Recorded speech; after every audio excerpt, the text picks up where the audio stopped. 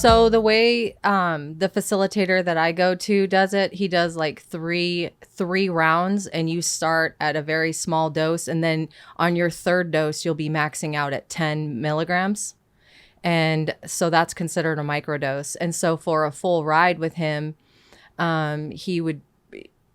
I'm gonna guess at this. I don't know if this is completely accurate, but I'm assuming he would start you out because it's 3 rounds.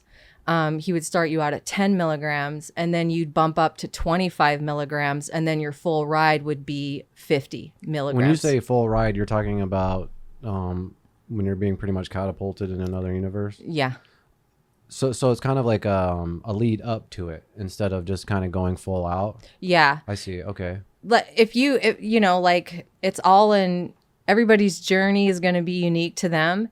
And for me, I wanted to ease into it. Like, I wanted to enjoy every part of the journey. I didn't want to just go, whoa. That's fucking smart. Yeah. So I'm like, why not enjoy every part of this? Like, acclimate, like, get to know the medicine a little bit before I go blasting out there. So when you took that first micro dose, do you like experience anything, or was it like maybe some subtle stuff, or how? You know how you hear about some people that they don't react? I know with Bufo, it's probably very, very rare because it's literally the strongest psychedelic on the planet. Mm-hmm. But there are people who don't, like, the way their body doesn't process the medicine to give them the journey. And so, like, my first dose in, I didn't feel anything. And I'm like, great. I'm one of those people, you know? And then on the second dose, I had feelings. It was more like body feelings, maybe some images. And then the third dose in, I actually got some, like, a white background with some psychedelics, kind of like oh God, what would you call them? Like geometrical patterns? And yeah, things? Yeah, like a kaleidoscope? Mm-hmm, like a kaleidoscope, yeah. But it was very white. The images were very white. Were you in what they call did you experience what they call the waiting room, where it is, from what my understanding is, like, before you go into the complete blast off, there's like a waiting room where it is all white. Was it like that at all, or? No, it wasn't. So I've experienced the NN DMT as well. And I feel, as far as I've only experienced that once, and based on some videos I've watched and other people's experiences, I think as far as I got with that experience was the waiting room. Me too. I think we should bring to light that there's 2 different kinds of DMT. There's the Bufo Alvarius, which is 5-MeO, and then there's the other one. What is it? 5? It's called NN DMT. Yeah. And when I've done that, I've never actually blasted off. I always just end up in that, like, waiting room, like, you know, it's kind of disappointing, actually. It was intense for me. I'm like, there's more. Like, when I came out and I explained what had happened, he basically told me that, like, I don't think he used the term waiting room, but he said,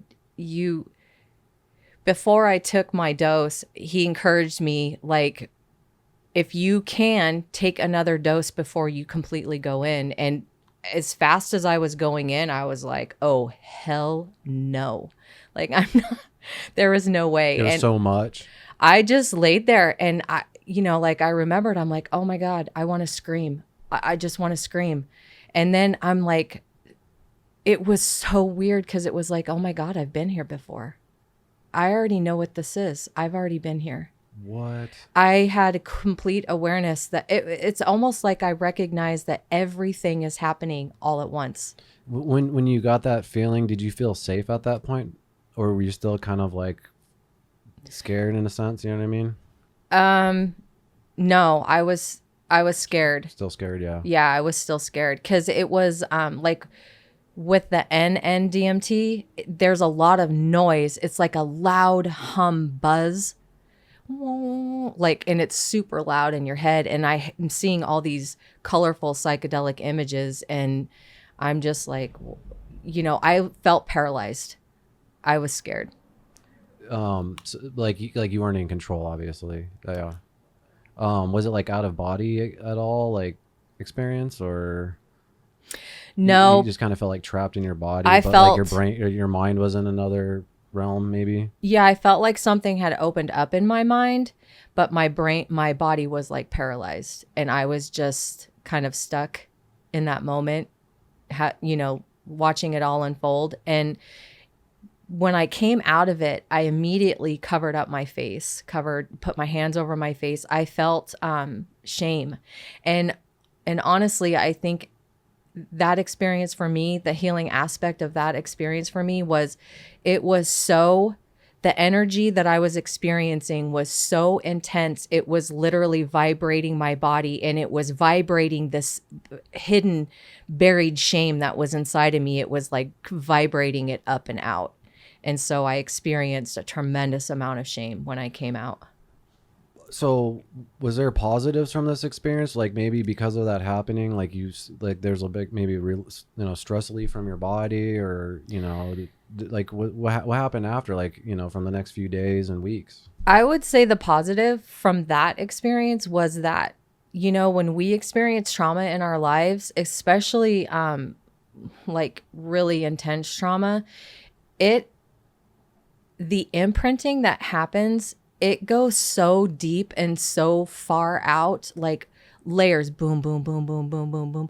And I felt like in that experience, it was shaking those outer layers that I hadn't reached yet when I had gone through cognitive therapy.